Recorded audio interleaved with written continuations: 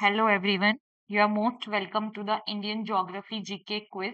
ये हमारा ज्योग्राफी का फिफ्थ क्विज है और शुरुआत करेंगे आज अपने पहले क्वेश्चन के साथ। तो चलिए, the Indian state with the largest forest cover area is, कौन सी इंडिया की जो हमारी स्टेट है जो सबसे ज्यादा फॉरेस्ट कवर एरिया को कवर अप करती है, कौन सी स्टेट है? ऑप्शन हमारे पास है एमपी, अरुणाचल प्रदेश, महाराष्ट्र, उत्तर प्रदेश। तो हमारे पास इसका सही आंसर होगा मध्य प्रदेश। मध्य प्रदेश का कितना percentage of area is covered under the forest cover? तो देखिए, ये हमारे पास 2021 की रिपोर्ट है, उसके हिसाब से आपको ये मैप दिखाई दे रहा होगा। यहाँ पे आपको एमपी दिखाई देगा जो कि 77.5% के साथ यहाँ पे फर्स्ट नंबर पे है। एमपी का फॉरेस्ट कवर सबसे ज्यादा है। उसके बाद हमारे पास यहाँ पे है सेकंड नंबर पे अरुणाचल प्रदेश, और उसके बाद यहाँ पे आपको देखने को मिल जाएगा छत्तीसगढ़। उसके बाद बहुत सारी स्टेट्स हैं इंपॉर्टेंट, यहाँ पे आपको उड़ीसा देखने को मिलेगा, और उसके बाद आपको यहाँ पे महाराष्ट्र देखने को मिलेगा। लेकिन आप यहाँ पे देखोगे कि एमपी का जो फॉरेस्ट कवर है वो सबसे ज्यादा है। लीस्ट फॉरेस्ट कवर एरिया किसका है? हरियाणा का। हम यहाँ पे सिर्फ और सिर्फ स्टेट की बात कर रहे हैं, हमने इसमें यूटीज को इंक्लूड नहीं किया है।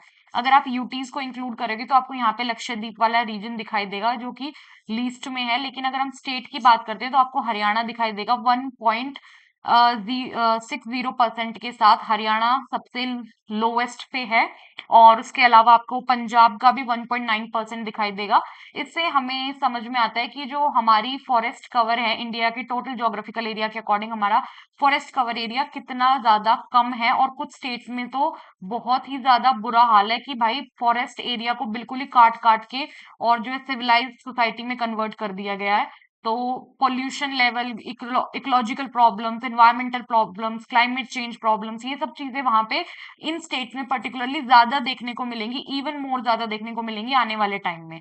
ठीक है, तो अब हम देखेंगे कि देखो टोटल जो हमारा एरिया है ना वो 24.67 के अराउंड है, जिसमें कि हमारा ट्री प्लस फॉरेस्ट वाला एरिया इंक्लूड किया गया है। इस रिपोर्ट के हिसाब से ट्री और फॉरेस्ट वाला एरिया मिला के इतना है। अगर हम सिर्फ फॉरेस्ट कवर वाले एरिया को इंक्लूड करेंगे तो इंडिया का टोटल अप्रोक्स 21% जो है ना, वो एरिया टोटल इंडिया का हमारा फॉरेस्ट कवर में आता है। अगर फॉरेस्ट प्लस ट्री लेते हैं तो ये हमारे पास 24.7% रहेगा। चलिए नेक्स्ट क्वेश्चन पे चलते हैं। ये कुछ बेसिक इन्फॉर्मेशन है जो मैंने आपको बताई है, उस क्वेश्चन के अलावा आपको कुछ और इंपॉर्टेंट पॉइंट्स जो पता होने चाहिए। उसके अलावा आप यहाँ पे ना बहुत सारी स्टेट्स हैं, उनके परसेंटेज के हिसाब से आपको हर स्टेट का जो है एरिया गिवन है वो आप देख सकते हो।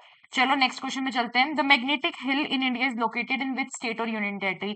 तो एक रीजन है जिसको मैग्नेटिक हिल के नाम से जानते हैं। अगर आपने कभी विजिट किया होगा तो आपको पता होगा कि ये कौन सी स्टेट या कौन सी यूनियन टेरिटरी में लोकेटेड है। उसके अलावा बहुत सारे जो ट्रैवल ब्लॉगर्स होते हैं ना, उन्होंने आजकल इस एरिया को बड़ा फेमस कर रखा है। तो वो लोग वहां पे जाके ब्लॉगिंग वगैरह करते हैं जो ट्रैवलर्स होते हैं। तो उस रीजन से ये बहुत ज्यादा आपने सुना होगा। लेकिन ठीक है, जिसको नहीं पता होगा तो आंसर इसका हमारे पास है लद्दाख। लेह में बेसिकली ये रीजन सिचुएटेड है। ये ऐसा कुछ एरिया दिखाई पड़ता है, इसको मैग्नेटिक हिल वाला रीजन बोलते हैं कि यहाँ पे जो भी लाइक कोई व्हीकल है या कुछ है वो अपने आप ही जो है वो अट्रैक्ट होने लगता है इस हिल की तरफ, अपने आप ही चलने लगता है वो व्हीकल, उसको चलाने की जरूरत ही नहीं पड़ती। और जब मैग्नेटिक हिल वाला ये एरिया, इसको हम मानते हैं कि यहाँ पे जो ग्रेविटी है ना वो जीरो ग्रेविटी एरिया है। ये जीरो ग्रेविटी एरिया है। पेन चेंज करते हैं, दिखाई नहीं दे रहा। जीरो ग्रेविटी एरिया, ठीक है। तो ये मैग्नेटिक हिल वाला रीजन हमारा बेसिकली लेह में सिचुएटेड है। नेक्स्ट क्वेश्चन पे चलते हैं। The famous valley of flowers is located in which Indian state? तो इसका सही जवाब है वैली ऑफ फ्लावर्स। बहुत सारे लोगों को पता होगा, नॉर्थन और सेंट्रल वाले रीजन वाले लोगों ने तो सुना ही होगा, विजिट भी किया होगा। बहुत ज्यादा फेमस एरिया है, ट्रैकिंग के लिए बहुत ज्यादा इंपॉर्टेंट है। उत्तराखंड में लोग टूरिज्म के लिए, टूरिज्म पर्पज से इस एरिया में लोग बहुत ट्रेवल करते हैं। ट्रैकिंग वगैरह के लिए बहुत फेमस है ये रीजन, ठीक है। और ये बहुत ही सुंदर ब्यूटीफुल फ्लावर्स से भरा हुआ रीजन है। तो ये हमारा सिचुएटेड है उत्तराखंड में। नेक्स्ट क्वेश्चन पे चलते हैं। The run of Kutch is located in which Indian state? Run of Kutch किस स्टेट में लोकेटेड है? यहाँ पे अगर कंफ्यूजन होगा तो सिर्फ इन्हीं दो रीजन्स में हो सकता है, क्योंकि हमने कुछ पहले टाइम पहले हमने थार डेजर्ट और वो सब चीजें भी पढ़ी थी, वहां पे भी मैंने आपको मैपिंग के थ्रू समझाया था। और अगर बहुत बेसिक सा क्वेश्चन है, अगर जो न्यू लर्नर्स है उनके लिए थोड़ा सा हो सकता है उनको कंफ्यूजन हो, अदरवाइज बहुत सीधा सा इसका जवाब है गुजरात। लेकिन अब यहाँ पे समझने वाली चीज क्या है कि बहुत बार क्वेश्चन जो बनता है ना वो ये बनता है कि आपको ये एक मैप वाला रीजन दे दिया होता है जो कि ब्लैंक है, और आपसे यहाँ पे पूछ लिया जाएगा कि ये कौन सी लोकेशन है, ये कौन सा रीजन है। तो बहुत बार कंफ्यूजन सिर्फ ये रहता है कि गल्फ ऑफ कच्छ कहाँ पे है और गल्फ ऑफ खंबात कहाँ पे है। तो ये कंफ्यूजन दूर रखें अपना। गल्फ ऑफ कच्छ वाला रीजन यहाँ पे दिखाई देगा आपको, जो कि रण ऑफ कच्छ, और यहाँ पे little run of Kutch Jamnagar और पोरबंदर वाले रीजन पे। और यहाँ पे जो कि आपका यहाँ पे आपको ये दादर नागर हवेली दमन एंड दीव वाला रीजन है, और ये महाराष्ट्र के पास वाला रीजन है, यहाँ पे आपको दिखाई देगा गल्फ ऑफ खंबात। ये कंफ्यूजन नहीं होना चाहिए, सिर्फ इसके लिए आपको इस मैप की जरूरत थी। और आसपास वाले आप एरियाज कौन कौन सी इंपॉर्टेंट सिटी है वो आप देख सकते हो। यहाँ पे आपको पोरबंदर, जामनगर, राजकोट दिखाई देगा। उसके अलावा एक इंपॉर्टेंट सिटी यहाँ पे आपको खेड़ा दिखाई देगा। खेड़ा जो कि हमारा बहुत ही फेमस सत्याग्रह के लिए जाना जाता है। चलिए नेक्स्ट क्वेश्चन पे चलते हैं। Keibul Lamjao national park, the only floating national park in the world, is located in which state? कौन सी स्टेट में लोकेटेड है केमुल लेमजो नेशनल पार्क? तो इसका सही जवाब आप बताइए। ऑप्शन हमारे पास है असम, मणिपुर, त्रिपुरा और मिजोरम। तो सही जवाब हमारे पास होगा मणिपुर। आपको इमेजेस में देखने को मिलेगा, ये है हमारा केमुल लेमजो नेशनल पार्क। ये नेशनल पार्क आपको कुछ इस टाइप से दिखाई दे रहा है। ये ओनली फ्लोटिंग नेशनल पार्क है पूरे वर्ल्ड में। पूरे वर्ल्ड में केवल ये ऐसा नेशनल पार्क है जो फ्लोट करता है। पूरा नेशनल पार्क ही फ्लोट कर रहा है, वाटर के ऊपर है, ठीक है। और इसके अलावा ये जो फेमस है, ये है ब्रो एंटीलेट डियर के लिए फेमस है, क्योंकि ये नेशनल पार्क एक नेचुरल हैबिटेट है। It is an natural habitat for the brow antlered deer. Brow antlered deer जिसको हम जानते हैं संगाई के नाम से, SNGAI संगाई के नाम से, और हम जानते हैं इसको डांसिंग डियर के नाम से। को हम जानते हैं डांसिंग डियर के नाम से। तो आपको इसके जो स्टेटस है ना, ये वाला जो एनिमल है ये बहुत ज्यादा खतरे में है इस रीजन में। क्यों? क्योंकि यहाँ पे ना इलीगल इसकी पोचिंग, इलीगल ट्रेडिंग, बहुत ज्यादा इलीगल एक्टिविटीज हो रही हैं इस रीजन में। तो इसीलिए इसका जो IUCN स्टेटस है वो एंडेंजर्ड है। IUCN स्टेटस इसका एंडेंजर्ड है, इवन दो इसको साइट्स में अपेंडिक्स 1 में रखा है, और वाइल्ड लाइफ प्रोटेक्शन एक्ट 1972 में इसको शेड्यूल 1 में स्टेटस मिला हुआ है, क्योंकि इसको प्रोटेक्ट करने की बहुत ज्यादा जरूरत है। और स्पेसिफिकली इस रीजन में, क्योंकि ये वाला जो नेशनल पार्क है ये इसके नेचुरल हैबिटेट के लिए फेमस है। नेचुरली यहाँ पे इस एनिमल का प्रेजेंट होना ही इम्पोर्टेंट है, और इसको इलीगली जो है यहाँ के जो लोग हैं, मणिपुर के लोग हैं, वो इलीगली इसका ट्रेड कर रहे हैं, इसकी पोचिंग कर रहे हैं। तो ये बहुत गलत है। इसको सेव करने के लिए इवन दो और भी कुछ स्टेप्स जो है वो गवर्नमेंट द्वारा लिए गए हैं। The famous Elephanta caves are located near which city? तो एलिफेंटा केव्स, अभी आप सोचेंगे सडनली ये ज्योग्राफी का क्वेश्चन कैसे हुआ, तो हिस्ट्री का क्वेश्चन बन गया, लेकिन ये ज्योग्राफिकली लोकेशन के अकॉर्डिंग बहुत इंपॉर्टेंट क्वेश्चन। और एलिफेंटा केव्स अभी रिसेंटली न्यूज में था। न्यूज में किस लिए था? यहाँ पे एक पब्लिक प्राइवेट पार्टनरशिप प्रोजेक्ट जो रहा है वो बहुत इंपॉर्टेंट, जो लास्ट ईयर अभी 2023 में एक प्रोजेक्ट था, जो कि 7,000 करोड़ का एक प्रोजेक्ट यहाँ पे लॉन्च किया गया है गवर्नमेंट के द्वारा। और प्राइवेट और पब्लिक दोनों मिलकर यहाँ पे इस प्रोजेक्ट पे वर्क कर रहे हैं। तो इसका सही जवाब हमारे पास है, जो नियरेस्ट सिटी हमारे पास है मुंबई। पहले इसकी कुछ इमेजेस देखते हैं। देखो, पहली बात, इस जो ये एलिफेंटा केव्स है, यहाँ पे टोटल आपको दिखाई देंगी 7 केव्स हैं। इसको आप एक और नाम से जानते हो, जिस जो है घरापुरी आइलैंड। इसको हम घरापुरी आइलैंड के नाम से भी जानते हैं, ठीक है। उसके अलावा ना, ये किस गॉड को डेडिकेटेड है ये जानना जरूरी है। डेडिकेटेड है किस गॉड को? डेडिकेटेड है ये गॉड शिवा को। Dedicated to god Shiva. ठीक है। रॉक कट स्टोन स्कल्पचर है ये, इसको ना पूरे एक रॉक को कट करके इस पूरे उसको बनाया गया है, इस केव को पर्टिकुलरली एक बिग रॉक से उसको कट करके उसकी कार्विंग करके इसको इस स्कल्पचर को बनाया गया। इसको 1987 में इसको यूनेस्को ने वर्ल्ड हेरिटेज साइट का जो है वो स्टेटस दिया है। यूनेस्को वर्ल्ड हेरिटेज साइट का स्टेटस इसको मिला है 1987 में। अब हम देखेंगे कि ये रिसेंटली न्यूज में क्यों था। ठीक है, देखो ये रोपवे है। पहले थोड़ी सी बेसिक पॉइंट समझना कि क्यों इसको लॉन्च करा गया और क्या इसकी जरूरत थी इस प्रोजेक्ट को लॉन्च करने की, है ना। देखो ये एक पब्लिक प्राइवेट पार्टनरशिप मॉडल है, पीपीपी मॉडल है, पब्लिक प्राइवेट पार्टनरशिप मॉडल, जिसमें 7,000 करोड़ की इन्वेस्टमेंट की गई है। यहां से आपको दिखाई देगा कि मुंबई पोर्ट ट्रस्ट है, मुंबई पोर्ट ट्रस्ट, और प्लस में मिनिस्ट्री ऑफ शिपिंग के द्वारा इस प्रोजेक्ट को स्टार्ट किया गया। इसकी इन्वेस्टमेंट मैंने आपको बता दी।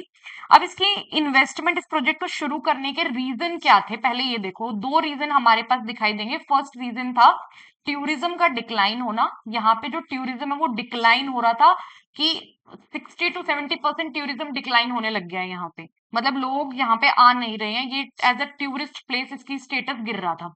दूसरी चीज यहाँ पर ये थी कि इसका जो ट्रेवल करने का, यहाँ पे जो घूमने का, यहाँ पे जो लोग टूरिस्ट है वो क्यों नहीं आ रहे थे। देखो पहले तो सबसे बेस्ट यहाँ पे क्रूज सिस्टम था।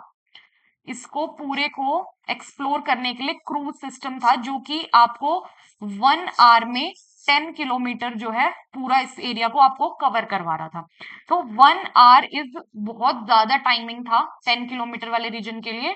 और टूरिज्म का डिक्लाइन होना, इन दो जो है रीजंस के चलते इस प्रोजेक्ट को लॉन्च किया गया। अब इस प्रोजेक्ट को लॉन्च करने के क्या किया गया, बेसिकली प्रोजेक्ट में हमने क्या क्या स्टेप्स लिए हैं वो मैं आपको बताती हूँ। देखो चेंज क्या किया गया है कि यहाँ पे ना अब रहेगा कि 14 मिनट्स में ये जो आपको ये केबल कार दिखाई दे रही है ना, ये 30 सीटर केबल कार है, और ये आपको 14 मिनट्स की राइड देंगी, जो कि 8 किलोमीटर के एरिया को कवर करेंगी।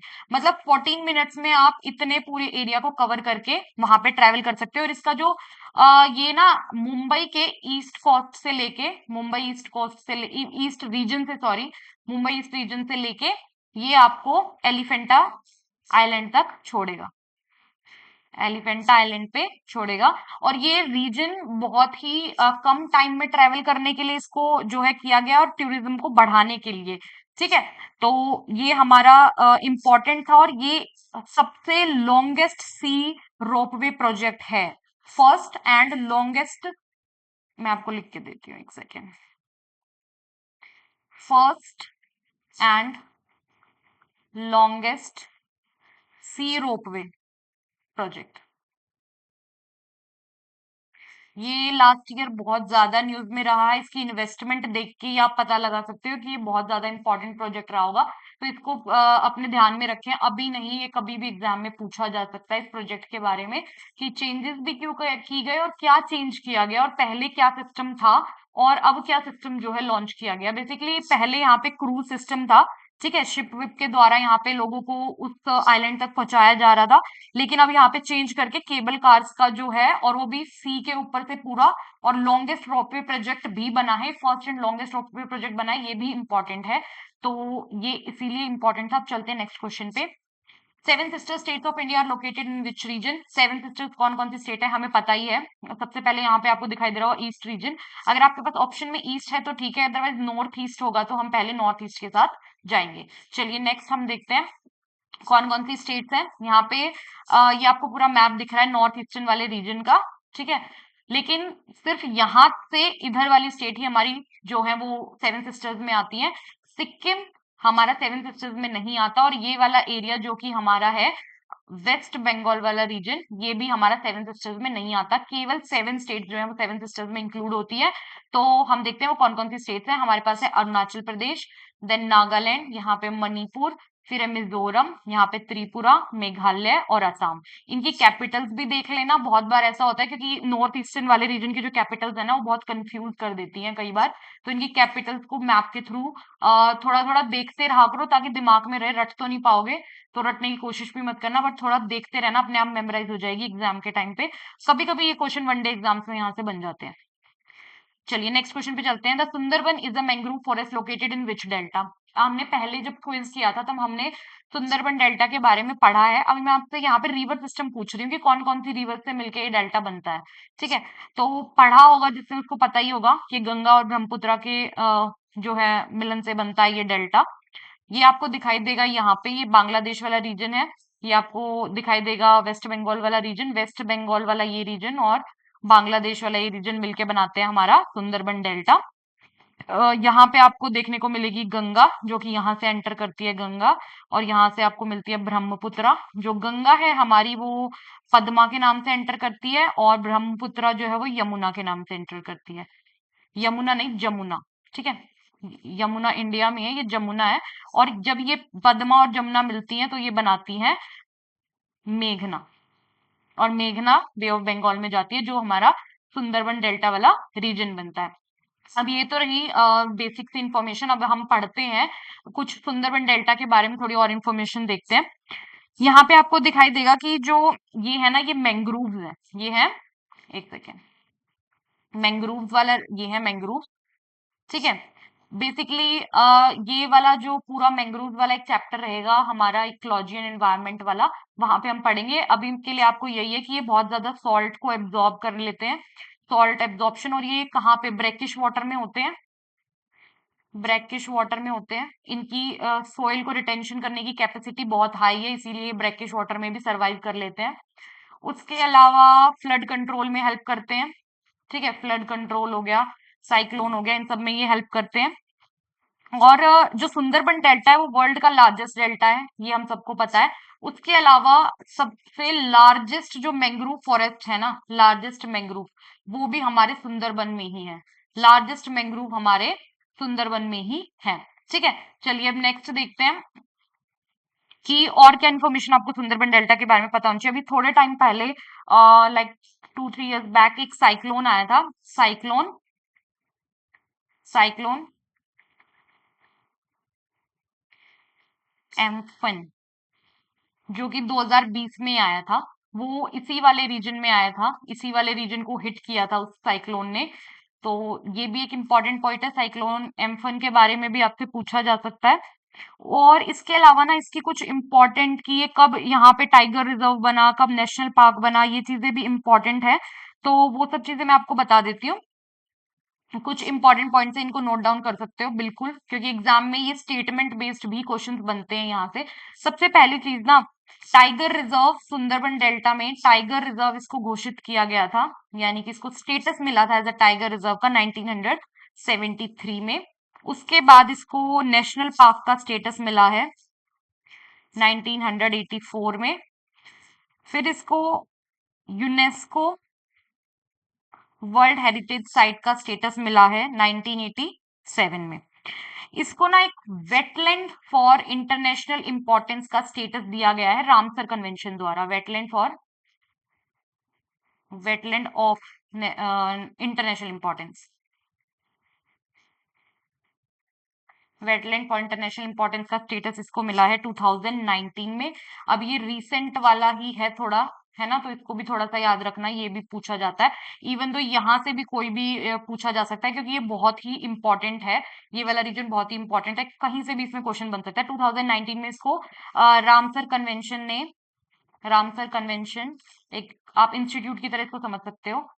ठीक है, रामसर कन्वेंशन पूरा जो है एक कन्वेंशन है, इसको अच्छे से पढ़ना है। ये रामसर जो एक साइट है ईरान में, 1971 में एक ये रामसर कन्वेंशन लेके आया गया था कि जो जो इम्पोर्टेंट वेटलैंड्स है ना, जिनकी इंटरनेशनली कुछ इंपॉर्टेंस है, और इसका क्राइटेरिया भी है, इसकी क्राइटेरिया भी फिक्स है। अगर कोई वेटलैंड उस क्राइटेरिया में फिक्स फिट हो जाता है तो उसको वेटलैंड ऑफ इंटरनेशनल इंपॉर्टेंस का स्टेटस मिल जाता है, जो कि इसको यानी कि सुंदरबन डेल्टा को 2019 में मिला था।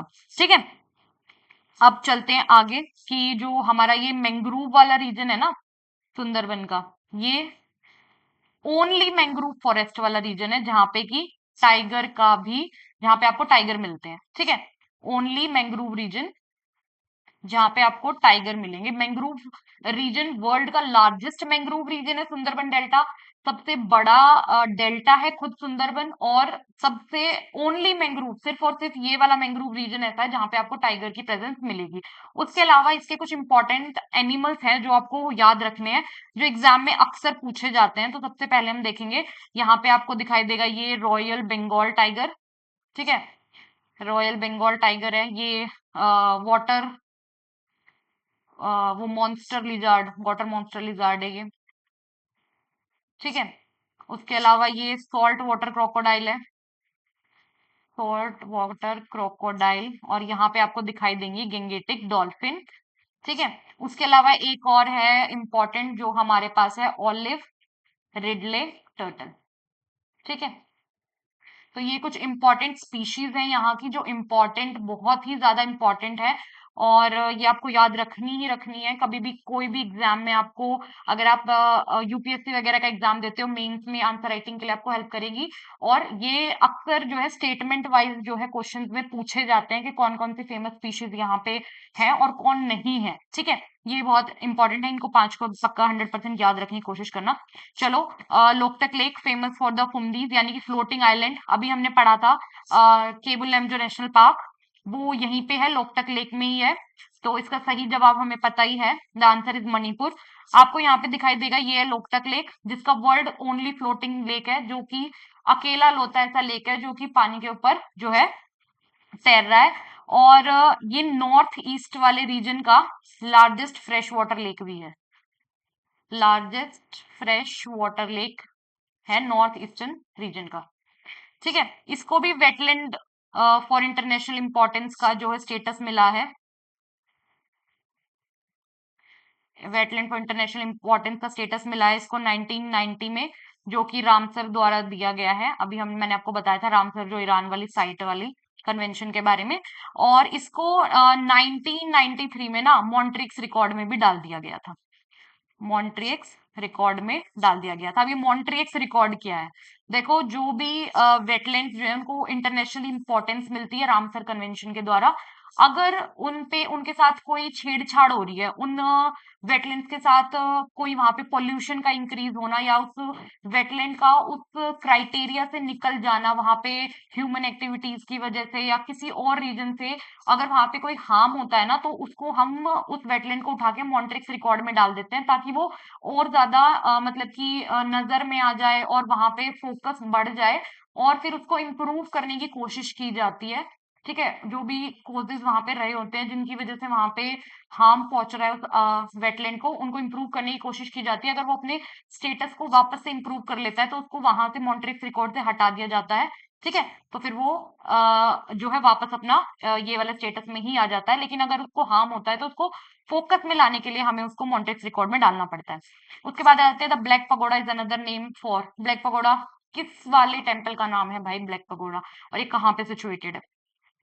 सब आंसर हमें पता है कि हमारे पास इसका सही जवाब होगा सन टेम्पल कोणार्क। तो ये देखो, सबसे पहले ये बुक जो कि कोणार्क के नाम से ब्लैक पगोडा एक बुक है, जो कि लिखी गई है सागर बहेरा, करुणा सागर बहेरा द्वारा लिखी गई है ये बुक।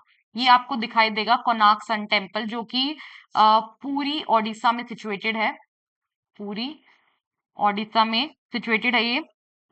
अच्छा, इसको किसने बेसिकली बिल्ड किया है, किसने बनाया है इस टेम्पल को? क्या आप में से किसी को पता है? अगर किसी ने पढ़ा होगा आर्ट एंड कल्चर वाला, हिस्ट्री वाला टॉपिक, तो पता होगा कि ये किसने बनाया है। तो देखो, सबसे पहली चीज, ये 1244 में बिल्ट हुआ है, और बनाया किसने है? तो किंग है हमारे, किंग नरसिम्हा देव वन, किंग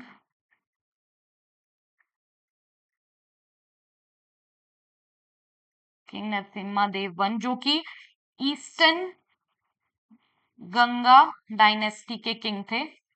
इन्होंने इसको बनाया था 1244 में। और किस गॉड को, देखो कोणार्क सन टेम्पल के नाम से ये है, तो ये हमारा सूर्य देव को जो है डेडिकेटेड है, ये टेम्पल सूर्य देव को डेडिकेटेड है। और जो इसका मेन एंट्रेंस है ना, सूरज की सबसे पहली किरण इसके मेन एंट्रेंस पे ही पड़ती है, ठीक है। जो इसका मेन एंट्रेंस है वहां पे इसकी सबसे सूरज की पहली किरण वहां पे पड़ती है। और इसका जो मतलब जो ये आर्किटेक्चर स्टाइल है ना, वो है Kalingan architecture style. Kalingan architecture, Kalingan architecture से ये जो है टेम्पल बना हुआ है। उसके अलावा अगर आप देखेंगे कि ये अभी रिसेंटली न्यूज में रहा है कुछ टाइम पहले, तो पहले इसका थोड़ा सा आर्किटेक्चर मैं आपको समझाती हूँ। सबसे पहली चीज तो ये 100 फुट हाई सोलर चैरियट है। और इसमें आपको ये जो व्हील्स है ना, ये आपको देखने को मिलेंगे। ये व्हील्स आपको देखने को मिलेंगे, इसमें 24 व्हील्स देखने को मिलेंगे। और ये हॉर्स दिखाई देंगे आपको, इसमें 6 हॉर्सेस। तो ये आपको एक चैरियट की फॉर्म में ये टेम्पल आपको दिखाई देता है। ये टेम्पल आपको ऐसे दिखाई देगा कि ये हॉर्सेस हैं, ये व्हील्स हैं, और ये पूरा एक रथ है जिसको ये हॉर्सेस जो है पुल कर रहे हैं, खींच रहे हैं। ऐसे स्टाइल के साथ इस टेम्पल को बनाया गया है। ये है हमारा कोणार्क सन टेम्पल। अभी रिसेंटली कुछ टाइम से इसका न्यूज में इशू ये चल रहा था कि मतलब एक क्राइटेरिया जो है वो फिक्स कर दिया जाए। क्राइटेरिया को फिक्स करने की बात की जा रही थी। क्राइटेरिया किसके लिए कि बेसिकली यहाँ पे कुछ किन किन को फोटोग्राफी जो है इस टेम्पल में अलाउ होनी चाहिए, उस क्राइटेरिया को फिक्स करने की बात करी थी। और ये फिक्स कौन करता है? ये एएसआई के द्वारा सर्टिफिकेशन लेना पड़ता है, आर्कियोलॉजिकल सर्वे ऑफ इंडिया के द्वारा, ठीक है।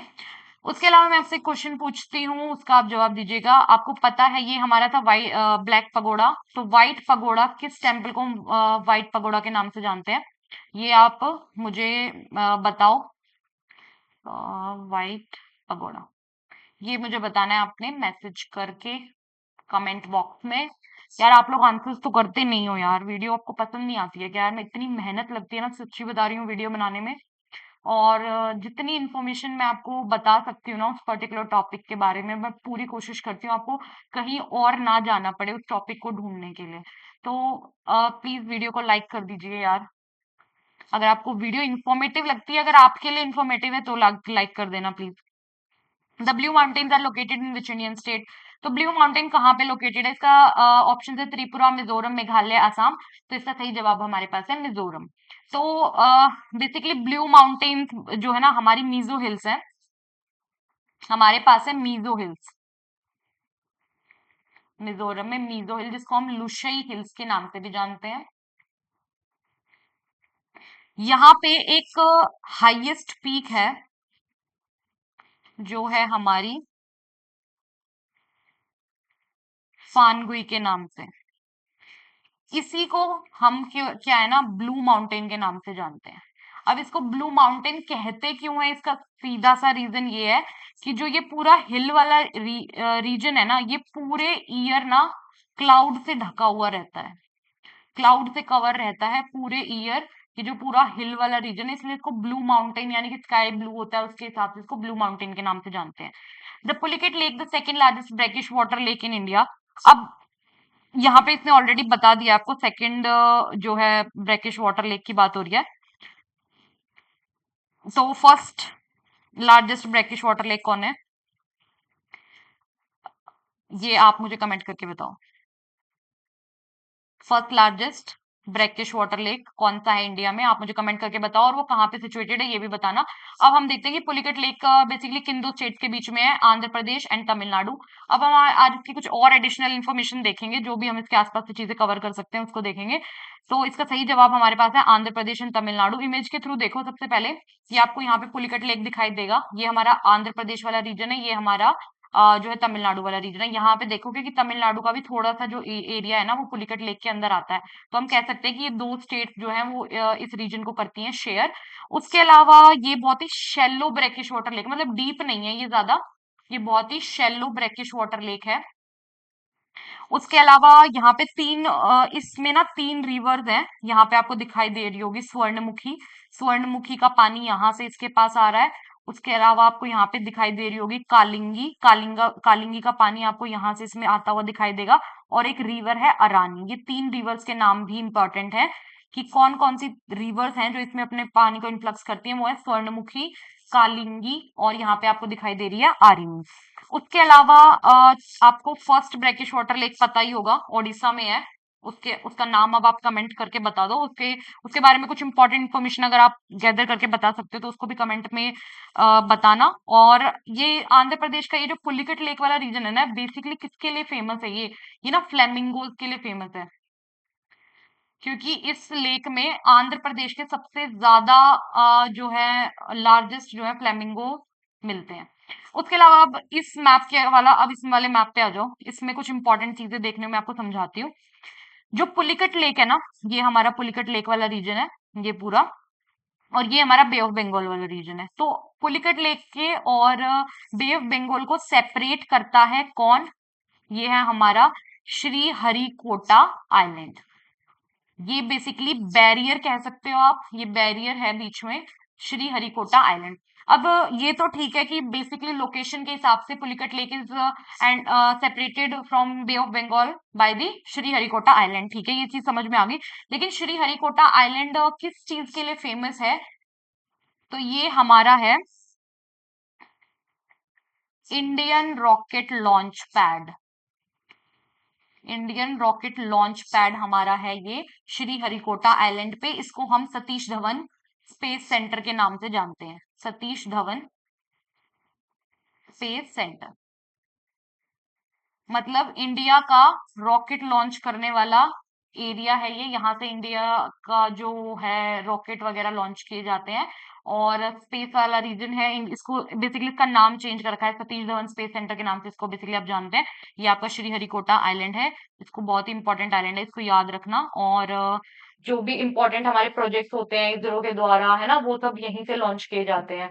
स्पेस वाला सेक्टर जो है वो पूरा इस पर डिपेंड करता है, इसरो वाला स्पेस सेंटर। और अब नेक्स्ट क्वेश्चन पे चलते हैं। यहाँ पे आपने देख लिया फ्लेमिंगो, और ये अब ये भी पता होगा श्रीहरिकोटा जो है वो आंध्र प्रदेश में सिचुएटेड है। चलो, the state animal of Rajasthan, हम सभी को पता है स्टेट एनिमल ऑफ राजस्थान कौन सा है, बहुत इजी सा क्वेश्चन बीच में मैंने डाल दिया है।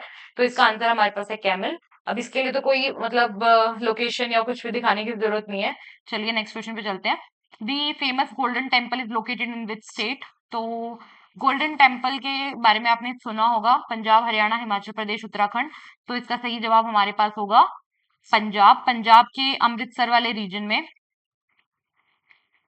ये गोल्डन टेम्पल सिचुएटेड है। तो इसका कुछ व्यू देखते हैं। देखो रात को इसका व्यू इतना सुंदर दिखाई पड़ता है, ये टेम्पल इतना सुंदर है, रात में लाइटिंग के बाद ये ऐसा दिखाई पड़ता है।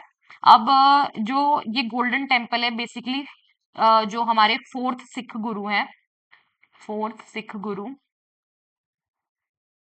जिनका नाम है गुरु रामदास, उन्होंने इसको स्टार्ट किया था बनाना। ठीक है, कब किया था? 1574 के अराउंड उन्होंने स्टार्ट किया था। और फिफ्थ सिख गुरु जो है, फिफ्थ सिख गुरु गुरु अर्जन देव जी, उन्होंने इसको कंप्लीट किया है। कब किया है? 1604 में इसको कंप्लीट बना दिया गया था। इसको एक और नाम से जानते हैं, किसी को पता है तो बताओ किस नाम से जानते हैं इसको? इसको हम जानते हैं हरमिंदर साहिब के नाम से, हरमिंदर साहिब के नाम से जानते हैं हम इस गुरुद्वारे को। ठीक है, टेम्पल कह सकते हो इसको। वैसे हम कहते हैं कि ये गोल्डन टेम्पल है, इसको हरमिंदर साहब के नाम से भी जानते हैं, क्योंकि ये बेसिकली गुरुद्वारा है। सिख जो रिलीजन है उसके लिए बहुत ही इंपॉर्टेंट है। जैसे हमारे लिए हिंदू के लिए टेम्पल्स होते हैं, वैसे ही ये गुरुद्वारा सिख रिलीजन के लिए इंपॉर्टेंट रहता है, इंपॉर्टेंट रोल प्ले करता है। जैसे आप यू आर ऑब्वियसली आप कोई भी रिलीजन से यू कैन गो देयर, आप विजिट कर सकते हो, बहुत ही सुंदर है, मैंने विजिट किया हुआ है तो मुझे पता है बहुत ही ब्यूटीफुल है। आपको एक बहुत ही पीस का जो है वहां पे माहौल फील होता है, बहुत ही शांति आपको महसूस होती है। चलिए नेक्स्ट क्वेश्चन पे चलते हैं। Kolleru lake, one of the largest fresh water lake in India. तो कौन सी जगह पे सिचुएटेड है कोलीरू लेक? आंसर हमारे पास है आंध्र प्रदेश। तो अभी हमने थोड़ी देर पहले पढ़ा था पुलिकट लेक, जो कि यहाँ पे था, यहाँ पे हमने पढ़ा था अभी, यहाँ पे पुलिकट लेक, और अभी हम पढ़ रहे हैं कोलीरू लेक। तो ये हमारा यहाँ पे कोलीरू लेक पढ़ रहे हैं। अब कोलीरू लेक का समझ में आ गया हमें कि ये आंध्र प्रदेश में सिचुएटेड है। उसके अलावा ये लार्जेस्ट फ्रेश वाटर लेक है, लार्जेस्ट फ्रेश वाटर लेक कहाँ का? आंध्र प्रदेश का। कहाँ का? आंध्र प्रदेश का लार्जेस्ट फ्रेश वाटर लेक है। उसके अलावा ये इसकी कुछ इम्पोर्टेंट ये है कि ये दो कौन कौन सी रिवर्स के बीच में है? Godavari and Krishna, in reverse के बीच में है। और माइग्रेटरी बर्ड्स का हब है ये रीजन, माइग्रेटरी बर्ड्स का हब है। एक इम्पॉर्टेंट बर्ड सेंचुरी यहाँ पे है जिसका नाम है अट्टापुका बर्ड सेंचुरी, ये भी न्यूज में रहती है। अट्टापुका बर्ड सेंचुरी, इसको वाइल्ड लाइफ सेंचुरी का जो स्टेटस है वो मिला है 1999 में, और रामसर के द्वारा इसको wetland for important international importance का स्टेटस मिला है 2002 में। ठीक है, तो बेसिकली हमने आज कुछ 3 इंपॉर्टेंट लेक्स भी देखे हैं जो आपने यहाँ पे देखा होगा। हमारा लोकटक लेक था, और यहाँ पे हमने देखा आज कोलीरू लेक, यहाँ पे हमने देखा था पुलिकट लेक। तो 3 लेक्स को हमने कवर किया है आज की वीडियो में। उसके अलावा और भी बहुत सारे इंपॉर्टेंट क्वेश्चंस रहे हैं, लेकिन जैसे हम कोई स्पेसिफिकली किसी टॉपिक को पढ़ने जाते हैं ना, रटने जाते हैं, तो वो हम इजीली रट नहीं पाते। तो चीजों को थोड़ा अलग अलग डाइवर्सिफाई करके पढ़ा करो, तो रटने की जरूरत ना पड़े, सिर्फ समझने की जरूरत पड़े। ठीक है, अभी कुछ चीजें होती हैं जैसे कि ये वाइल्ड लाइफ सेंचुरी का स्टेटस इसको 1999 में मिला है, रामसर कन्वेंशन के द्वारा इसको वेटलैंड फॉर इंटरनेशनल इंपॉर्टेंस का 2002 में मिला। तो ये चीजें तो रटनी पड़ेंगी, इनका कोई सॉल्यूशन नहीं है। और चलिए आज की वीडियो को करते हैं यहीं पे एंड। तो आज मैं आपसे एक लास्ट जो हमने क्वेश्चन पूछा है वो मैं आपको दोबारा से लिख के बता देती हूँ। आपको बताना है कमेंट करके कि व्हाइट पगोड़ा कहाँ पर है, और किस टेम्पल को हम व्हाइट पगोड़ा के नाम से जाते हैं, और वो कहाँ पर सिचुएटेड है। उसके अलावा सेकंड वो sorry first largest brackish water lake कहाँ पर है, ये भी आपको कमेंट करके बताना है।